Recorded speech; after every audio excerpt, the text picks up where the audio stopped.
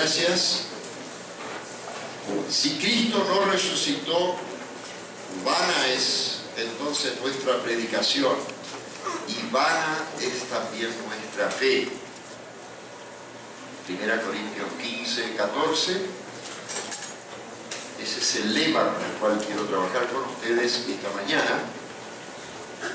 Y antes de empezar quisiera pedir si está en la sala el profesor Cristian de Maná, de pasar brevemente al frente, porque yo sé que él tiene un servicio cristiano y tiene que ir y volver a acompañar a la familia, entonces quiero hacerlo ahora. El Museo de la Biblia, como dijimos ayer, tiene Biblias de todo tipo, de todas las culturas, de idiomas, y también libros relacionados con la Biblia. Y para seguir enriqueciendo ese fondo, quiero traerles un pequeño librito. En la Edad Media y finalizando la Edad Media, muy poca gente sabía leer y escribir. Y entonces surgieron Biblias en imágenes y también libritos dedicados, por ejemplo, a la vida de Jesús. Siglo XIII, tengo uno sobre la vida de Jesús, solamente en dibujos. Vida de Pablo, o las obras de Pedro, o también uno dedicado a María, y el nacimiento de Cristo y la infancia, etc. Y el gran dibujante y pintor Alberto Durero, alemán, que por la fe de su origen fue católico y después se plegó a la Reforma, dibujó un librito sobre la vida de María y la infancia de Jesús. Y le quiero entregar un facsímil para enriquecer esta colección, la vida de María en edición facsimilar en las imágenes de Durero. Espero que lo reciban.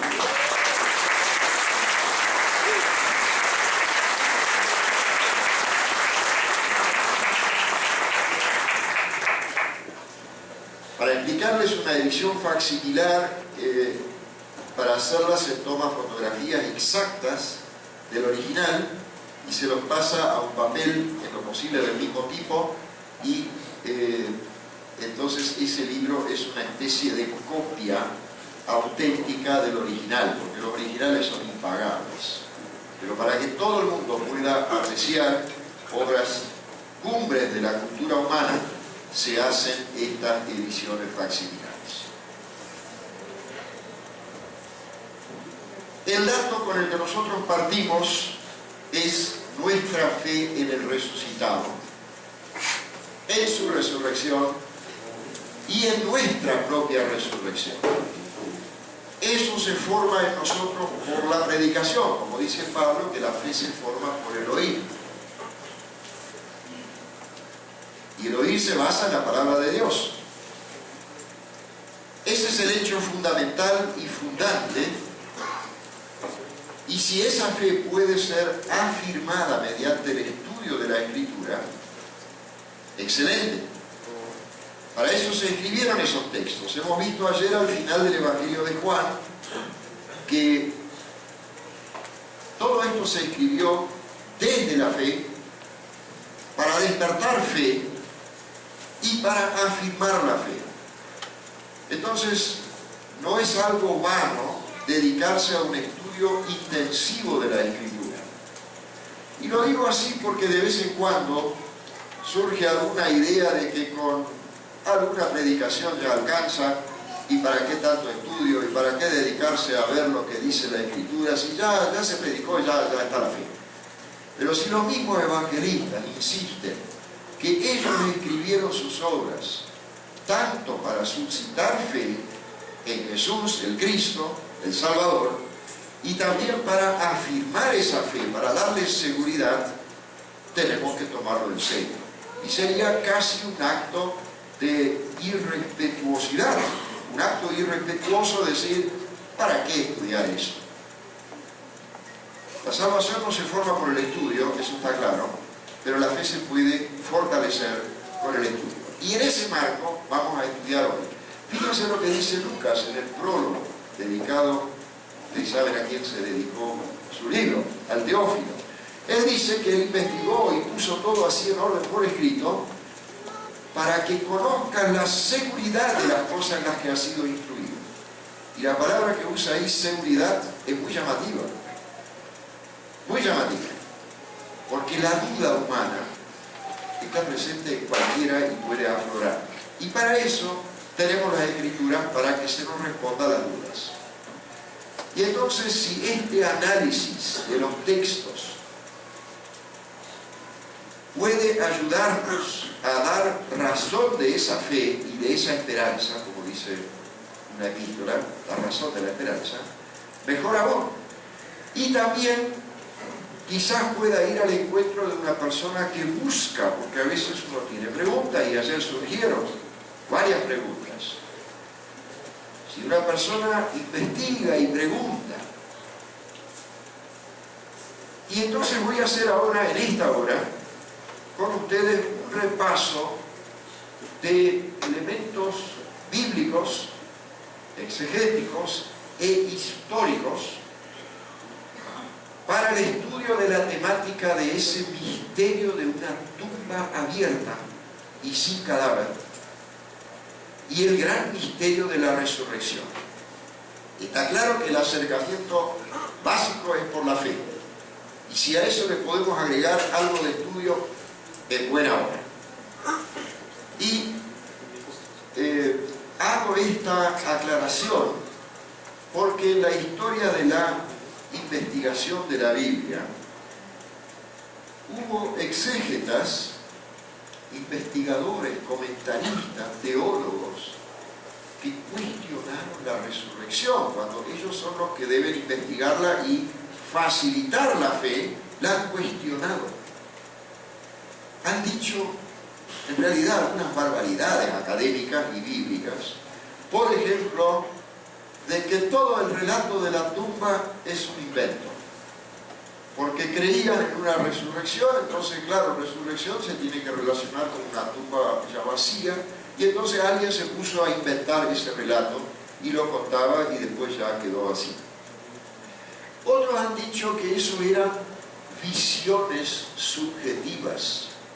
Una visión subjetiva puede tener una persona con una fantasía muy acalorada, o también una persona alcoholizada, o una persona drogada.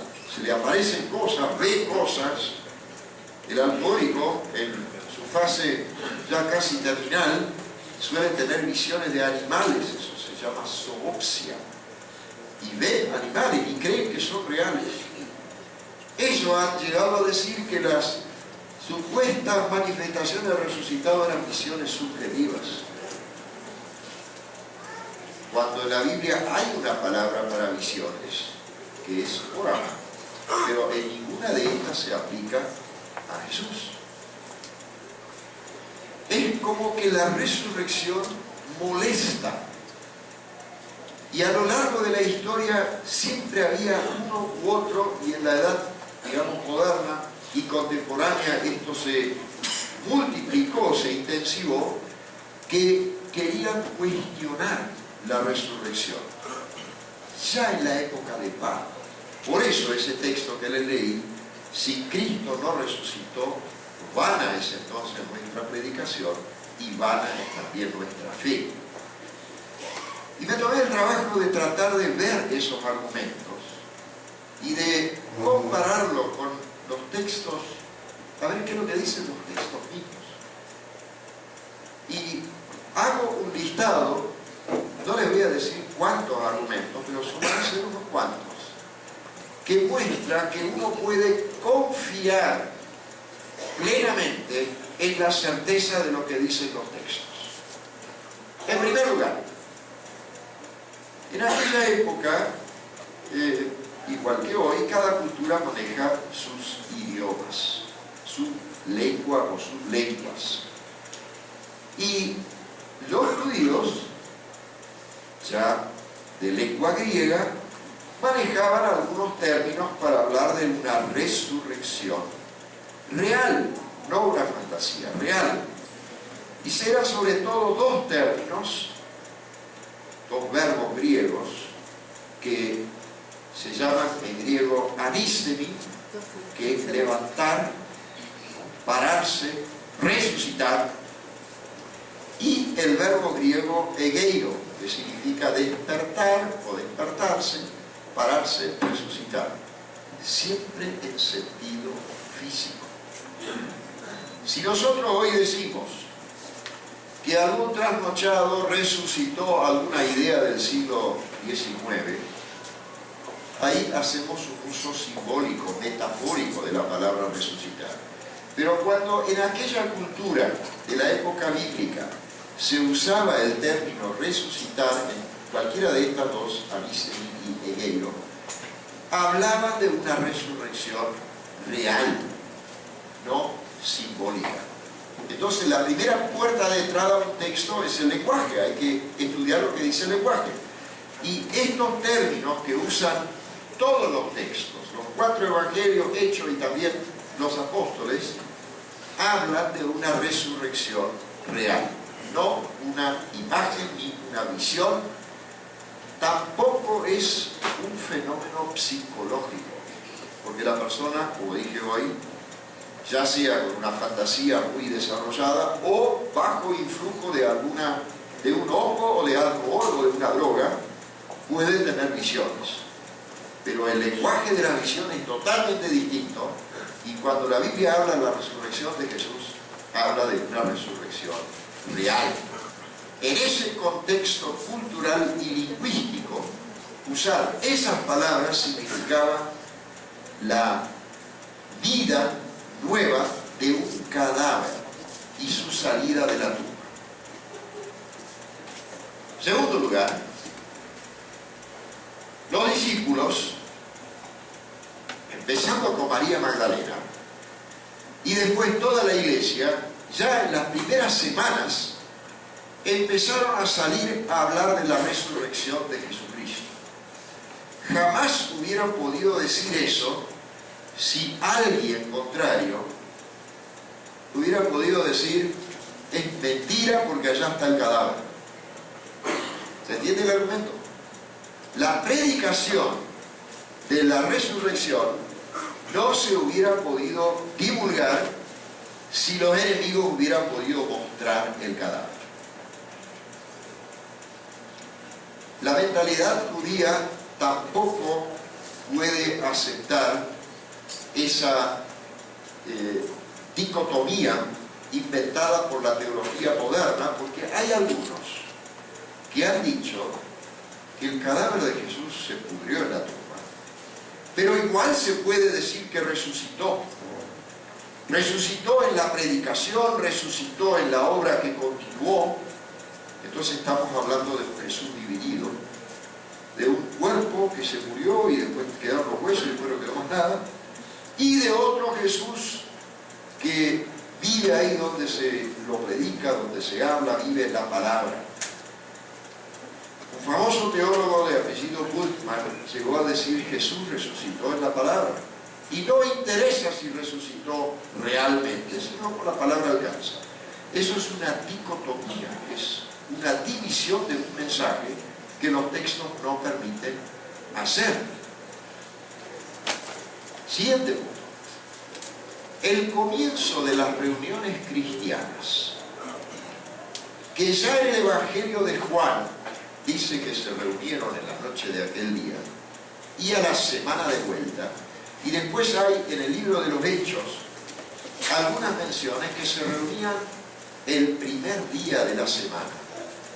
Por ejemplo, Hechos 27, un tiempito después, se reunían el día de la semana. O 1 Corintios 16, 2, cuando se reúnen el primer día de la semana, etc. ¿Cómo los cristianos llegan a reunirse ese día? Si no fuera por el recuerdo de la resurrección de ese día. O sea, el mismo hecho de que empezaron a congregarse ese día es una referencia a que estaban celebrando algo, que la resurrección, recordando ese día, que adquirió un significado fundamental para ellos. Siguiente argumento. Los hechos pascuales, la resurrección y las primeras apariciones se dieron el primer día de la semana, pero posteriormente se adoptó la fórmula al tercer día, que significa lo mismo, pero tiene otro contenido teológico adicional. Y entonces, en esa nueva fórmula, que también entró al credo cristiano, resucitó al tercer día de los muertos, se unen un hecho histórico y una tradición teológica.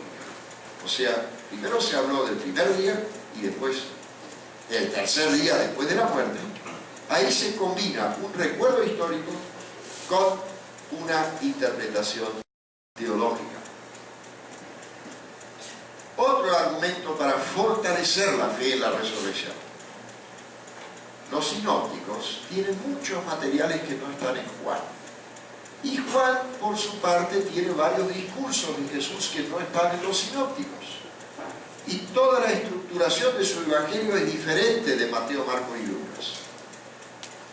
Sin embargo, en el descubrimiento de la tumba abierta, del mensaje de los ángeles, de llevar el mensaje por parte de María Magdalena, de la venida de los discípulos, de las apariciones, hay una coincidencia sorprendente.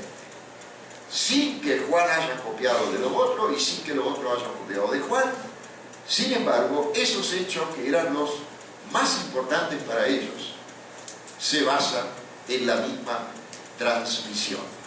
Es decir, estos dos grupos de evangelios, Juan por un lado y los sinópticos por el otro, que narran muchas cosas que no están en uno del otro, en este punto coinciden totalmente. Se ve que esta es la predicación más antigua que hubo, y cuando dos coinciden y no copian entre ellos, es señal de que se basan en la misma fuente original.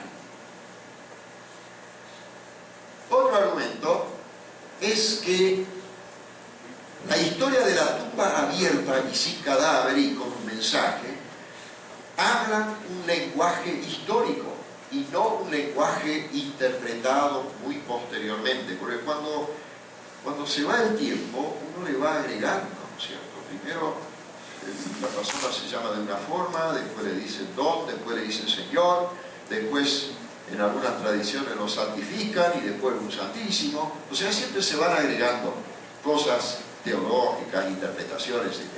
Sin embargo, el lenguaje de los relatos de la tumba, ese primer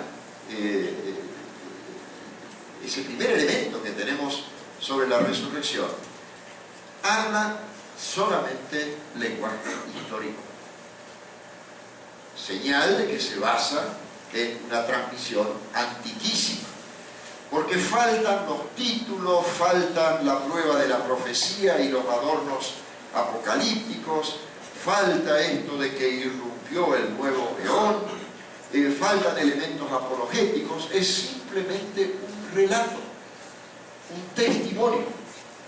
Eso en historiografía dice que lo que está contando ese texto se basa en una fuente más antigua que otro relato que después lo explica. Otro argumento es que la historia de la tumba está vinculada a Jerusalén. Y por el relato de la Biblia sabemos que desde Jerusalén partió la primera predicación cristiana. Porque en los evangelios hay después apariciones de Jesús en Jerusalén, en el camino a Emaús, que queda cerca, y en Galilea. Pero el relato de la tumba habla de Jerusalén, donde ocurrieron las cosas. Otra prueba histórica de que se basa en un texto antiquísimo. La tumba en sí, uno podría decir, ¿para qué tanto circo en torno a una tumba? ¿Por qué tanta historia de una tumba? ¿Por qué no decir directamente resucitó el Hijo? Porque la tumba es un testimonio de la plena encarnación de Dios. Dios que se hace ser humano. Y ese ser humano sufre la muerte. Y para un judío, tumba es sinónimo de muerte verdadera. El que fue sepultado es porque murió realmente. No es una muerte aparente, no es una fantasía, sino decir, Jesús fue muerto y sepultado. Es un argumento a favor de decir, Dios se hizo plenamente ser humano. Y la intervención del Padre tuvo que ser grande, porque no era despertar a uno que se había dormido en la tumba.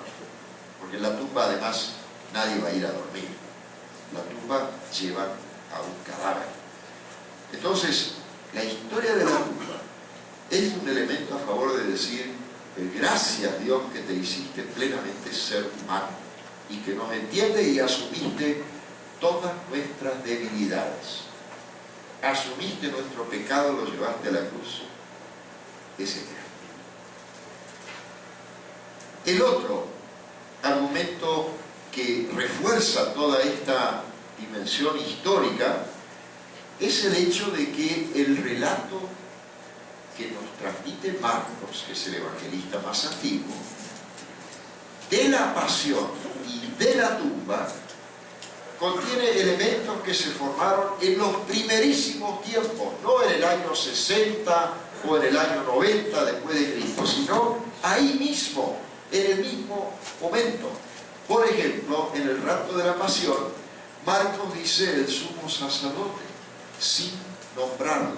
Posteriormente se lo nombra porque ya se había muerto y hay que recordar quién era él. Pero cuando Marcos empieza a escribir su evangelio, ese relato original simplemente menciona al sumo sacerdote. Y ese hombre murió en el año 37.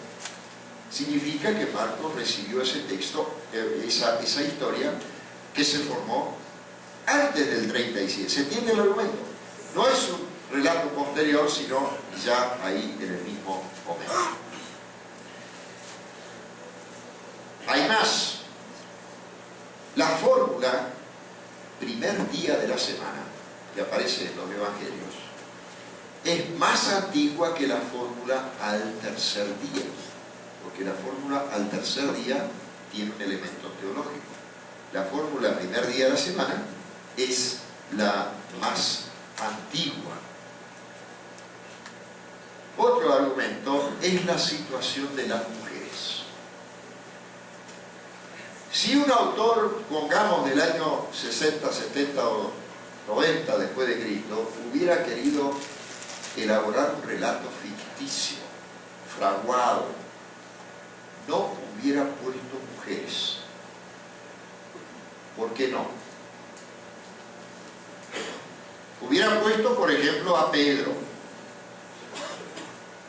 el gran Pedro, o hubiera puesto al discípulo amado, o hubiera puesto, no sé, a Caifás o a Pilato. Pero en los 4 evangelios, las primeras personas que van a la tumba, que se confrontan con la resurrección y que después lo ven y Él se les manifiesta, son mujeres. ¿Por qué digo que un autor posterior para un relato fraguado, artificial, hubiera puesto hombres? Porque en esa época las mujeres no podían actuar como testigos. Y se ve que las criticaron, los discípulos se rieron de ellas, les parecían cosas sin sentido que estaban contando. Entonces el argumento es muy fácil de entender. El hecho de que en estas historias aparezcan mujeres habla a favor de la verdad del relato. ¿Se entiende mi argumento o estoy hablando demasiado difícil? ¿Se entiende?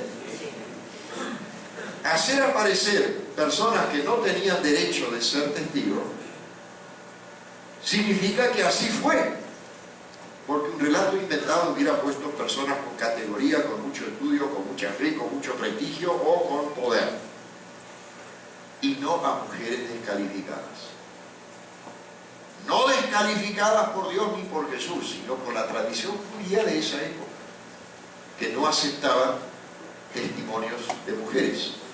Y el argumento que ellos tenían es tan terrible que uno puede pensar cómo se le puede ocurrir a alguien que cree en la creación de varón y mujer decir después semejante cosa. Ellos decían, las mujeres no sirven para testigos porque mienten. Como que los hombres no mintiéramos. Y como ellos querían comprobar siempre todas las cosas que afirmaban con algún versículo bíblico, encontraron un versículo bíblico donde hay una mentira de una mujer. Esa historia está tan llena de gracia y también, casi diría, de dramatismo. ¿Saben a quién remiten para decir que las mujeres mienten? A la historia donde se le anuncia a Abraham que va a ser papá y que su esposa va a concebir y va a dar a luz un hijo. Y Sara está allá en la cocina detrás de una cortina y se ríe. Y después la enfrentan y le dicen, ¿por qué te reíste? No, yo no me reí. Entonces dicen, ven, la madre del pueblo judío miente. Entonces mienten todas las mujeres. Lo terrible es que se olvidaron de decir que Abraham mintió muy feo y mucho peor, vergonzosamente hizo pasar a su esposa por su hermana para que el faraón se divierta con ella, porque se dice que mi esposa lo va a matar a él y se queda con la esposa. El faraón igual no le pudo hacer nada, pero Abraham mintió, y terriblemente mintió. Entonces ese argumento de las mujeres mienten porque Sara mintió, permítame decir, quizás habrá tenido buenas razones para no creer eso. Conocía a ese pobre divino. Vamos, quiero decir. Lo trágico es que con ese relato, con esa interpretación, descalificaron a mujeres durante siglos. Siglos y siglos donde la mujer no valía nada. Y todavía están esas herencias de que a la mujer no se le da un cargo, de que no debe hacer esto, no debe enseñar, etc. Cuando Jesús superó todo esto. Seguimos con otro argumento más. Por el lado judío, no se conoce ningún intento de negar el carácter de una tumba donde no hay más cadáveres. Ellos pusieron en circulación otra historia. Los discípulos hablaban del resucitado. Los que no podían creer en eso, inventaron otra historia. ¿Saben cuál? ¿Cuál? Que lo robaron, que los discípulos vinieron de noche. Sin embargo, había una guardia. Pero esa guardia igual no pudo. Y entonces inventaron una segunda mentira sobre la primera. Digan que los discípulos venían cuando ustedes estaban dormidos. Eso en sí es una contradicción. ¿Cómo saben que vinieron los discípulos si estaban dormidos? Y en la ley romana, dormirse en una guardia era para pena de muerte. A esos soldados les hubieran matado. Entonces toda esa construcción, y ahí aparece la coima, el dinero que le dieron para que digan esto, es una historia para silenciar el mensaje de la resurrección. Y ahí Mateo tiene una frasecita que casi me da la impresión de que es humor, porque vienen a pedirle a Pilato una guardia, y Pilato también le viene bien que no resucite más, y entonces Pilato le da la guardia y dice, aquí tienen la guardia, vigilen la tumba como sepan, como puedan, dando a entender el autor que lo escribió así Mateo, de que sabe que no puede. ¿Sí? Es una palabrita medio escondida, pero tiene el humor de que hasta Pilato duda, no se le va a poder retener. Vigilen la tumba como puedan. Y no pueden, y no pudieron.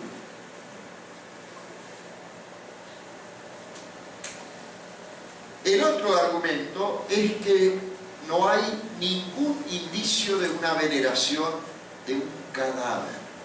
Cuando en todo el ambiente se veneraban cadáveres, un exégeta llamado Joachim Jeremías escribió un libro, Tumbas de santos judíos en el entorno de Jesús. Logró identificar 70 lugares donde los judíos religiosos veneraban a profetas, a figuras de la historia, figuras simbólicas, pero veneraban una tumba con cadáver. En el caso de Jesús, no hay ningún indicio de una veneración literaria o arqueológica de la veneración de un cadáver. Eso significa que no había más cadáver. Porque si hubiera habido cadáver, van y lo veneran, le ponen un monumento, después le ponen vela, hoy se sacarían fotos y todo. No hay cadáver para venerar. Cualquier hipótesis de un traslado, como lo pensaba María Magdalena, si tú lo llevaste, ¿dónde está? Cualquier hipótesis de un robo, como lo echan a correr después, y además bajo vigilancia de una guardia, es nada más que eso, una hipótesis, es una desesperación por volverlo a matar al resucitado. Y acá tiene la guardia, vigílenlo como puedan, ya sabemos que fue imposible. No hay ningún arraigo en los textos que permita pensar que fue una muerte aparente.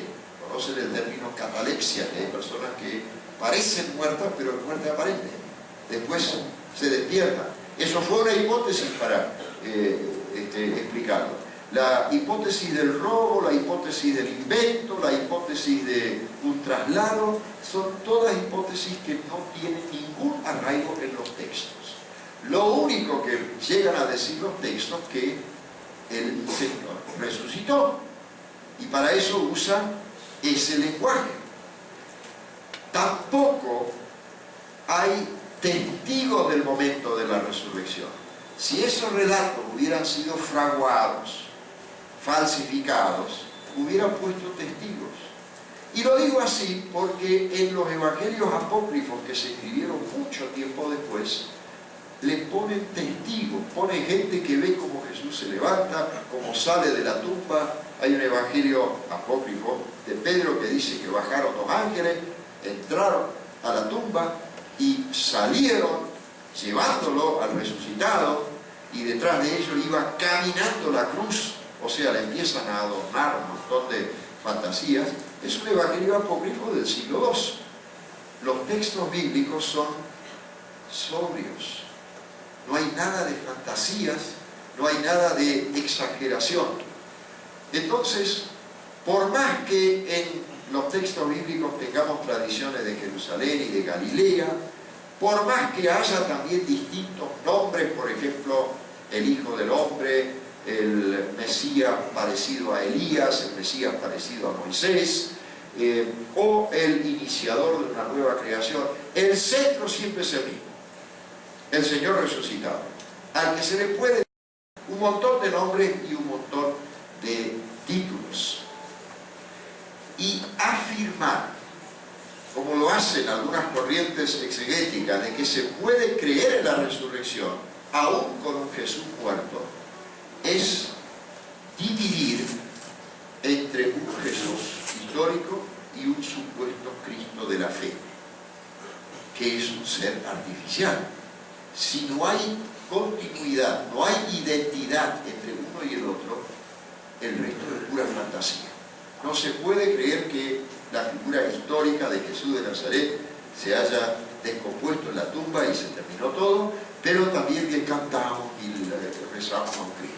Si ese muerto no resucitó a una vida nueva, creada por Dios, entonces todo es vano. Además, hay una coincidencia interesantísima, y volvemos otra vez a las mujeres, de que había testigos en 3 situaciones claves, y aparecen los mismos nombres de las mismas mujeres, María Magdalena y las otras, y dice que vieron de lejos su crucifixión, y después dice, y estas mujeres vieron dónde lo sepultaron, y esas son las mujeres que después ven la tumba abierta. Y el verbo ver que se usa ahí, ¿se acuerdan? Yo les dije que hay varios verbos, como ver, mirar, echar una mirada. Entonces, el verbo más complicado en griego, que significa ver con entendimiento, ver con fe, percibir, el verbo teoreo, de ahí viene la palabra teoría y teorema. ¿Sí? Ese verbo se usa en los tres textos. Las mujeres entonces no solamente miran, sino comprenden el significado de la crucifixión. No solamente miran, sino comprenden el significado de sepelio. Él murió realmente por ella, por nosotros. Y después ven y comprenden el significado de esa tumba desde la que se le anuncia la resurrección. Si uno suma todos estos argumentos, uno tiene que llegar a decir, además de creer de por sí en la resurrección, decir que la historicidad de esa tumba, así, abierta, y la historicidad del resucitado no se puede negar con argumentos exegéticos, lingüísticos, históricos o narrativos. Los que niegan la resurrección de Jesús lo hacen con argumentos filosóficos, pero no a partir de un estudio serio del texto bíblico. Y nosotros estamos comprometidos como personas que le damos valor a ese texto como canon, como palabra de Dios, a dedicarnos en primer lugar al estudio del texto con los argumentos del propio texto y no a meter argumentos filosóficos. Y desde un estricto análisis de los textos bíblicos podemos seguir confiando que Cristo realmente resucitó. Él vive y ningún argumento filosófico o racionalista podrá cambiar ese hecho. Decir que nuestra mente no alcanza para comprenderlo es querer hacer de nuestra mente la última medida de todas las cosas. Es querer que una criatura de 2 años comprenda qué es ser hijo de mamá y papá, o de 1 año. Imposible de comprender. Y nosotros, por más adultos y más estudio y más lectura y más fe, no vamos a comprender la resurrección, pero podemos creerla. Así como la criatura cree que esa es su mamá, ese es su papá, podemos creerlo. Querer aducir la imposibilidad comprensiva demuestra la limitación del espíritu humano. Y decir que eso es una leyenda, es un mito, significa hacer de nuestra razón la medida para querer medirle a Dios. Dios es más grande. Y por eso vuelvo a donde comencé. Si Cristo no resucitó, vana es entonces nuestra predicación, y vana también es nuestra fe. Pero de hecho resucitó. Amén. Amén.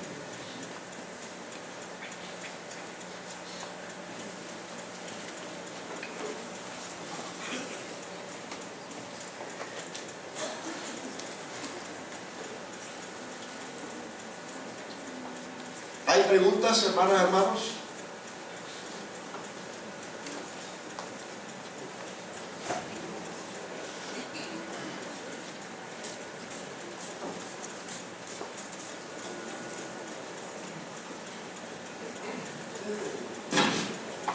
Usted mencionó bien algo de los secta de los asesinos. Sí. Hay unos libros, por ejemplo, salió hace tiempo acerca de los ríos del Malvuelo, pero mucho acerca de los asesinos. Ellos manifiestan o pretenden implicar a Jesús y a Juan el Bautista dentro de la misma secta. Los saduceos no creían en la resurrección, los fariseos sí creían en la resurrección. ¿Por qué esa diferencia tan grande de doctrina? Y sí o no se relaciona el sectarismo de los asesinos con Jesús y Juan. Bien. Son 3 temas y voy a tratar de contestar los 3. Los fariseos y los saduceos difieren en la creencia de la resurrección, porque para los saduceos el único canon de la única Sagrada Escritura era la Torá. No aceptaban el testimonio profético y tampoco el testimonio de los demás escritos que forman el canon hebreo. Y resulta que en la Torá ellos decían no se habla de resurrección. Y entonces tiraban afuera todo lo demás y se quedaba solo con la Torá. Los fariseos aceptaban los escritos proféticos como palabra de Dios y también los otros. Fíjense Daniel, por ejemplo, la importancia de Daniel para hablar de la resurrección. Daniel 12 es un testimonio elocuente de que los muertos van a resucitar y de que hay juicio eterno, gloria para unos y condenación para otros. Bien, es simplemente por ese hecho de que ellos no aceptaban esa parte de lo que vendría a ser el canon hebreo. Se quedaban con la Torá y ahí no la encontraban, entonces no. Y además no les interesaba.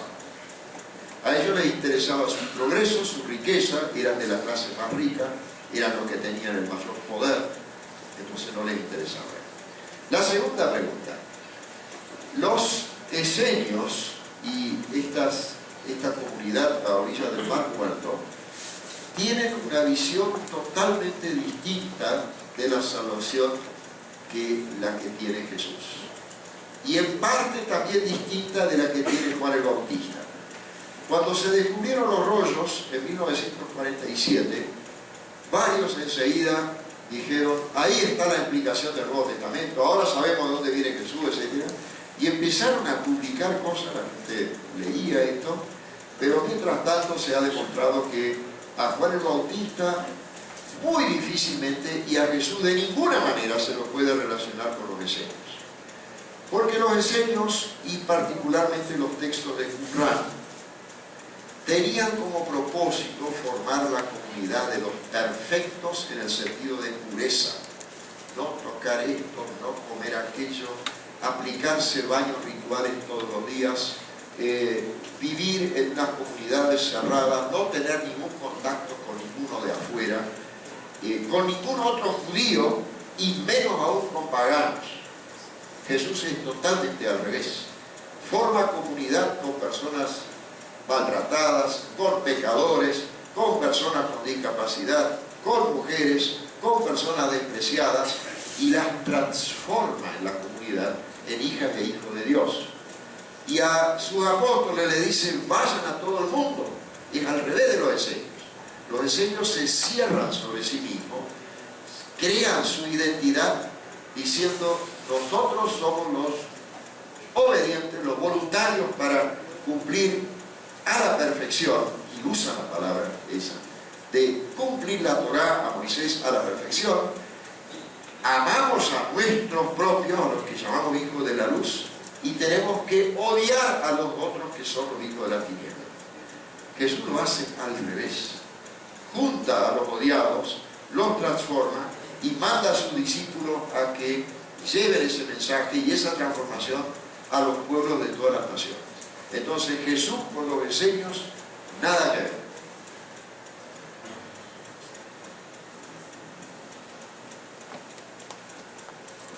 ¿Hace ahí una pregunta? Ahí está el micrófono, hermano. Ahí al lado.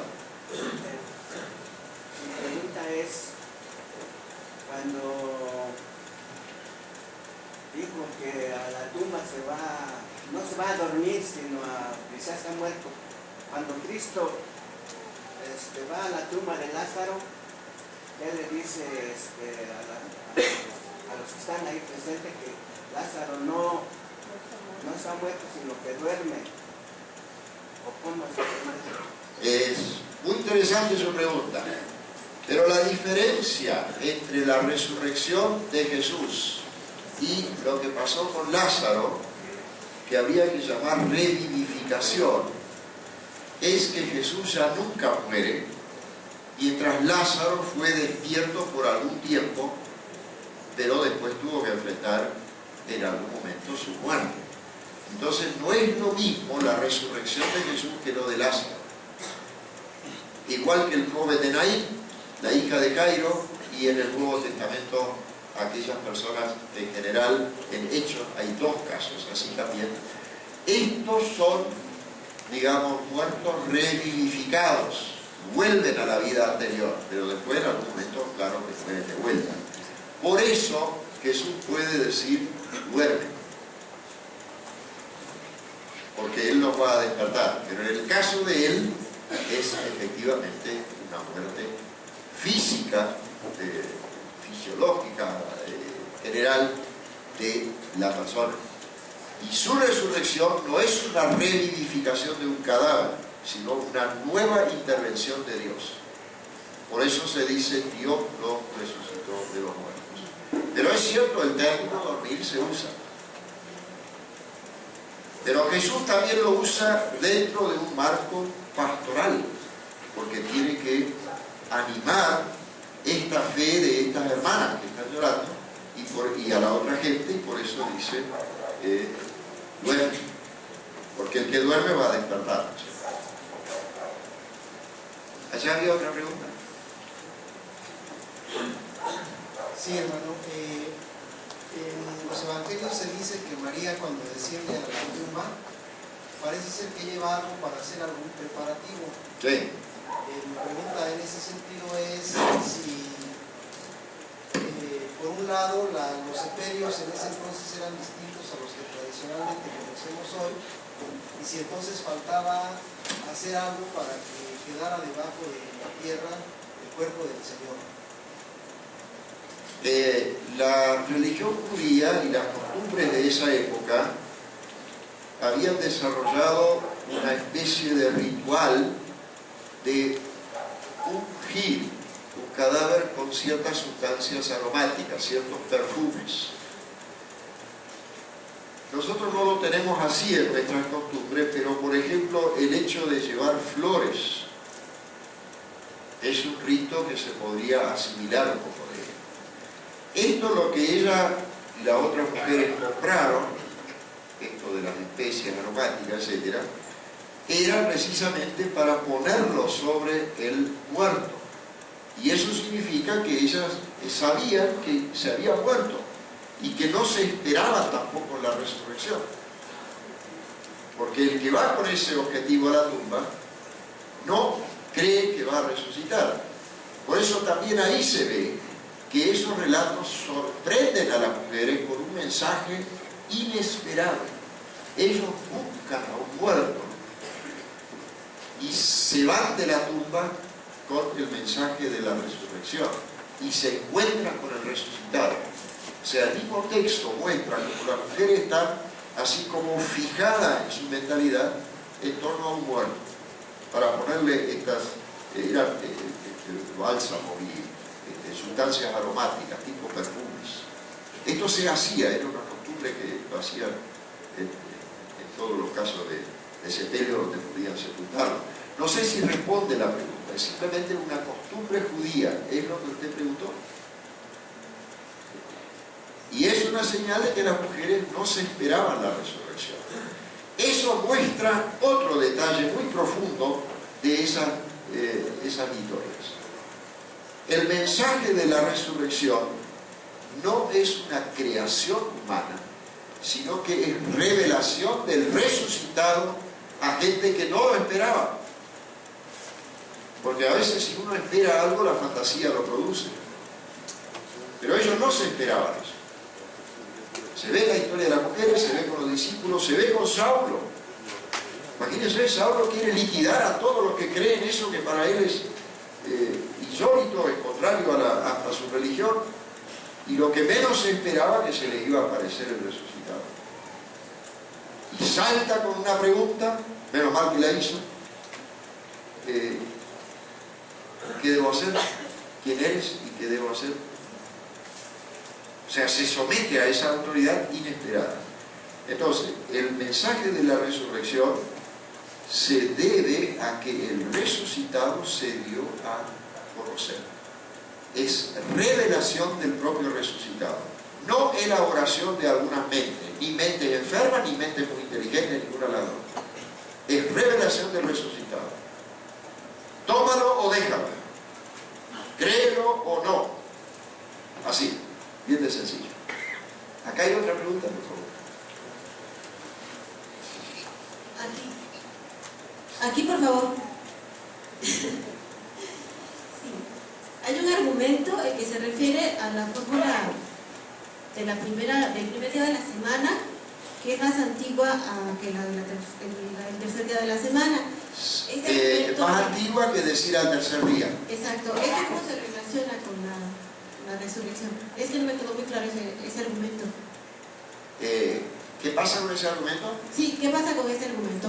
El argumento es que en los relatos de la tumba aparece la formulación el primer día de la semana. Eso es un dato cronológico. Pero posteriormente, y en las fórmulas litúrgicas, esa formulación fue reemplazada con decir fue crucificado y al tercer día resucitado. Entonces, cuando uno tiene dos textos, en uno hay una formulación cronológica y en otro hay una formulación de lo mismo, pero en sentido teológico, la historiografía tiene que entender que la más antigua es la que tiene el dato cronológico. El otro también es cronológico, pero con lectura teológica. No está mal ninguno de los dos, pero hay uno anterior. Y el anterior está en esos relatos que muestran que son los elementos más antiguos.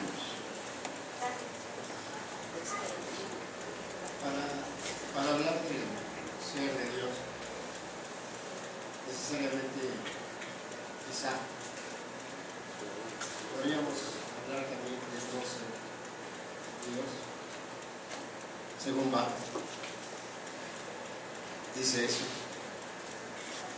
el Dios, el Jesús de la historia, el ser de Dios entrando en la historia del hombre también. Quizá no explique la pregunta, ¿no? El no ser de Dios, no pertenecer a Dios o la nada de Dios. Eso es un texto muy difícil de Karl Barth cuando él habla sobre la nada. Pero lo que se puede decir que la crucifixión de Jesús es el punto más bajo, crucifixión y muerte, es el punto más bajo de la relación de Dios con la humanidad. Más bajo que eso no hay. Es la anulación, es la negación de Dios, es la aplicación de la violencia contra el que vino a representar y ser Dios para nosotros. Entonces yo lo relaciono no tanto con una cuestión filosófica, sino con el momento más dramático que es la muerte de la cruz, y que él mismo sufrió como un drama. Si no, ¿cómo se explica la frase Dios mío, ¿por qué me has abandonado? Él mismo sufrió esa nada y se despojó de todo, y eso Pablo lo presenta con ese himno de Filipenses. Se despojó de todo y llegó a lo más bajo, a la muerte. Y el agregado que Pablo le hace a ese himno es muerte en cruz. Y después viene la resurrección. Cruz sin resurrección es pura tragedia, es suicidio espiritual. Resurrección sin cruz es fantasía de fabricarse un Cristo de plástico rosado. Muchas gracias, y yo después los espero para reflexionar sobre qué hacer con todo esto. ¿Qué hacer? Misión. Misión. Así que vengan y traigan sus Biblias.